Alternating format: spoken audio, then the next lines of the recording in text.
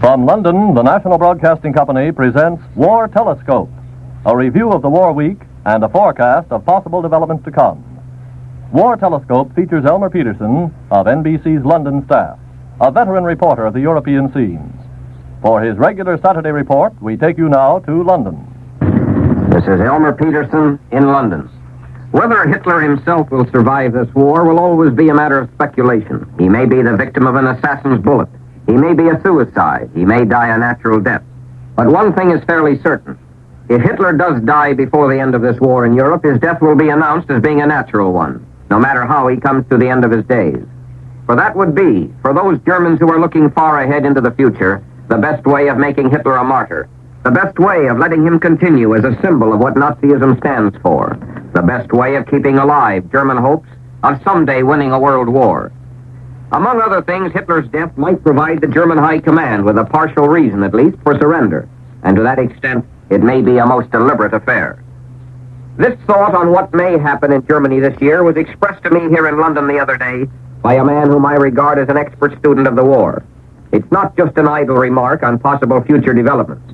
Instead, it's the sort of thing that carries a grim note of warning for the future, something worthy of consideration. It falls in line with an observation that can no longer be ignored, namely that the German High Command is no longer out to win the war as such, but is going all out to win the peace. That the German High Command will stop at nothing in cunning and trickery and deception in its efforts to get out of this war in a position to start another one sometime. In a way, it falls in line, too, with something that must be realized clearly now. Namely, that responsible Germans are far more confident about the future than is generally realized, and that they have their own reasons for this. In any event, the shadow of the peace is beginning to fall across Europe alongside the shadows of war. I mention this because you may be interested in knowing something of what people are saying and thinking over here in Britain when they consider the difficulties that lie ahead, not only in the matter of defeating Germany, but in defeating Germany in such a way that her ambitions towards war and conquest are killed, and killed very effectively. There is, of course, no precise pattern here in Britain in methods of getting information about German strength and German plans. There are the actual tests and demonstrations of German strength.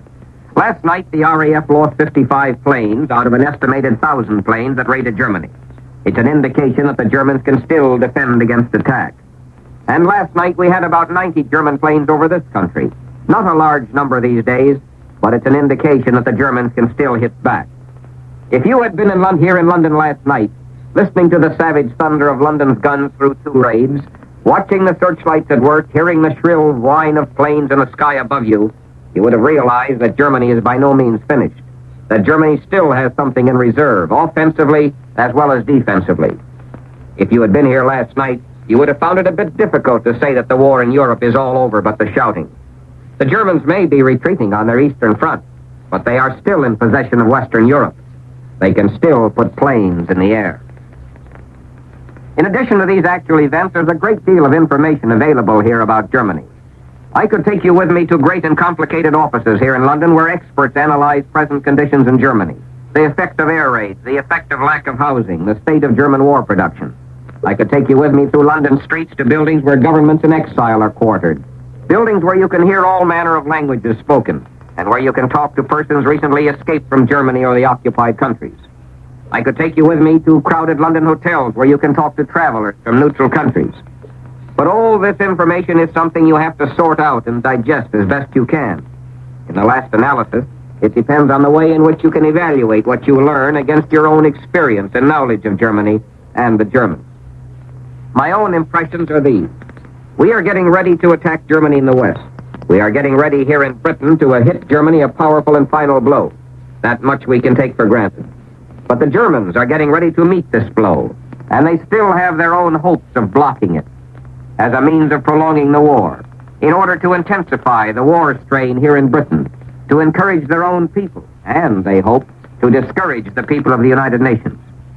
Moreover, and highly important, the Germans are planning far beyond the fact of their inevitable defeat, their foreshadowed surrender. They're busy now taking a long-range view of defeat. They are already preparing the underground organization that will operate under Allied occupation.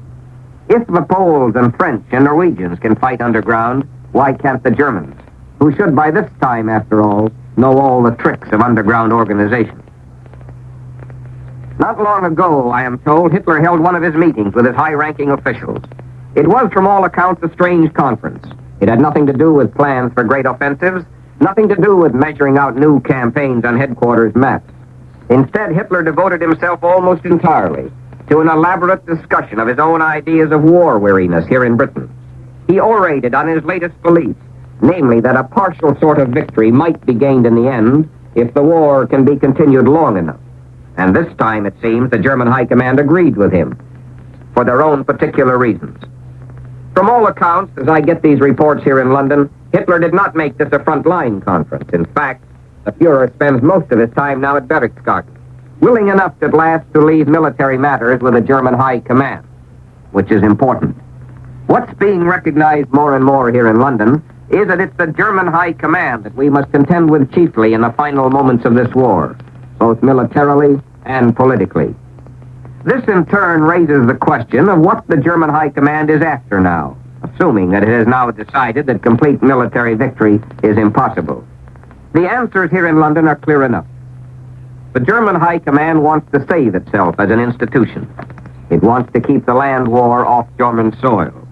It wants to get out of the war with a feeling still strong in the German army that the war was lost by political errors, not by military failure.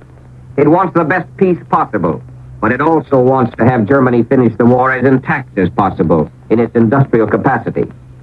In short, the German High Command is scheming now to achieve the best possible circumstances for surrender. What the German High Command wants and what it's going to get are, of course, different things entirely. But as one pieces together the information available here in London, its plans may be something like this. First, to retreat out of Russia, fighting all the time to cut down Russian reserves, in hopes of eventually holding a line beyond which the Russian progress will be very slow and costly. By that time, the Germans may hope to send more of their strength into Western Europe in an effort to block the coming invasion. And by the time the Allied air raids on Germany undoubtedly will have reached the stage where the German High Command can use these air raids as an excuse for surrender, and it will have to have an excuse. Not only an excuse for surrender, mind you, but an excuse for forcing a military government to replace ostensibly the Nazi regime. Hitler will have to be taken out of the picture completely, and his death, real or accidental, shall we say, might prove a valuable argument for the German High Command. In any event, what must be borne in mind as one sees the situation from here in London is that the German military leaders will prefer to surrender with the excuse of air raids on German cities than to surrender with the admission that the German army has been defeated. The blame would thus go to the Nazi Party. And as I have said before, there's good evidence that the German soldiers, who are still fighting hard, with no signs of failing morale, have been quietly indoctrinated for a long time now, with the idea that the Nazi Party is responsible for the bombing of their cities and homes, not the German army as such. At any rate, it's interesting here in London now to see how the German High Command is being emphasized as the final enemy, and not alone the Nazi Party leaders. Certainly, there's a good chance that the final efforts at trickery are going to come from those men in Germany to whom war is a profession, and who are now thinking of possible future wars as well as this one. In all of this, the German High Command has its deep and serious problems. The German home front must be maintained in morale, in production, in transport. There's still a good possibility, after all, that the German war machine, even when turned fully towards defense, may collapse like a pricked balloon under the great and solid blows still to come from all directions. The Germans are, after all, counting on time which they may not get. And if the German military leaders are looking ahead to a third war, and they are, there would be no particular point in their giving up, with German war industry so pulverized that it can never be restored, with German cities smashed to the point where they will be practically eliminated. How and when to surrender is going to be important to the Germans. And there's good reason to believe the Germans, despite their hopes and plans for prolonging the war, aren't going to get all the time they need and want. Quite aside from the invasion of Western Europe, they're going to be subjected from now on to an ever-increasing weight and range of air attacks by Allied strategic air forces here in Britain and operating also from new bases in Italy. I can report that heavy American bomber strength is being constantly increased for this purpose, both in planes and crews. At the moment, it's officially estimated here that American air forces, through their great raid on Schweinfurt and subsequent raids on German fighter plane factories, have destroyed about 40% of German fighter plane strength. And there will soon be a full-scale crisscross air offensive against German factories that will be unprecedented in effectiveness. Lieutenant General Carl Spaatz, commanding general of the newly created United States Strategic Air Force, both here and in the Mediterranean, had a word to say about this today. In his first press conference in his new headquarters somewhere here in Britain, he faced some 75 war correspondents and made a simple, direct statement that bespeaks the future very well. Our sole objective, said General Spaatz, is to drop the maximum weight of bombs on the right targets in Germany in the quickest possible time. And so we are approaching, as I view the situation here in London, a tremendously vital period in this war. The Germans have their plans and they're gambling on time. Time to get back to something like a one-front war if possible.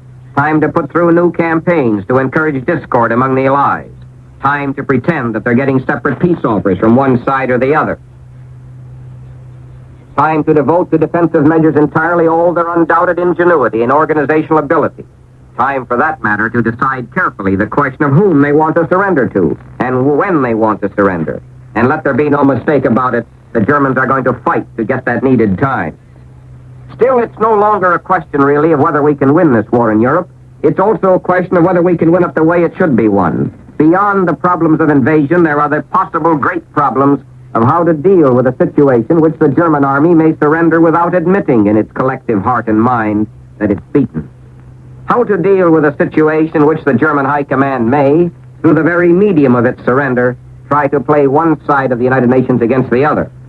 In their new efforts to propagandize separate peace rumors, the Germans show they haven't lost any time in trying to take advantage of that published rumor in a Moscow paper. Here in Britain, you can sense the developing tension now as we move towards this time when the final showdown will come. The British people may be optimistic, but they don't expect to have much time to be complacent. Last night's raid on this country and on London have only strengthened the belief here that the punishment and sacrifice of this war in Europe is by no means over. It's freely admitted that the Germans aren't going to try to block the invasion by measures on the continent alone. The Britons expect to have a good share again of the flame and fury of air raids. The British Home Guard may yet have its chance for action in warding off retaliatory land action in this country. But if the Germans expect the British to break under war weariness, they're mistaken. The people here are weary. They don't welcome the sound of gunfire as we heard it last night, as we will undoubtedly hear it again. But it's going to take some tremendous attacks to break the steady rhythm of the war effort here. Last night, during every break in the barrage, I could hear the clear, steady sound of footsteps along the streets, the clear, unalarmed sound of voices in the darkness, and it was curiously and encouragingly symbolic. There was a steadiness about London last night which was stimulating, and somehow you sense here now that it's a time for steadiness. The days grow longer here. Each day we gain a few minutes more of daylight before the blackout curtains have to be drawn. And little things like that also seem symbolic of the future. And we're getting less and less of the fine-sounding predictions here about the future, which also seem suitable to the present moment. The feeling here now is that this is the time to watch the enemy, the time to give him full credit for what he may still be able to do. This is Elmer Peterson in London, saying goodbye on this program until this time next week. You've been listening to Elmer Peterson and his weekly war commentary from London. This is the National Broadcasting Company.